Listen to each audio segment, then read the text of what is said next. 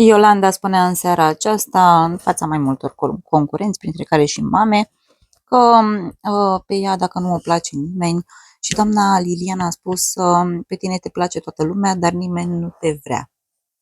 Apoi a spus că nu o vrea nimeni pentru că ea mereu spune că vrea să plece, nu că vrea să plece, că pleacă, pentru că e convinsă că va fi votată să plece, că nu are băieți care să-i placă acolo și Iolanda a spus dacă pe mine nu mă atrage decât o persoană care acum nu este disponibilă, ce vreți să fac? Se referea la Sorin și doamna Liliana a spus acum este disponibil, iar Iolanda i-a răspuns nu este. Și doamna Liliana a întrebat nici acum și a spus că nu și nici nu o să fie, poate o să-l mai caute la anul. Vom vedea ce se va mai întâmpla cu Iolanda. Are și de trecut de o cursă de eliminare în care sunt 3 fete și care e foarte discutată.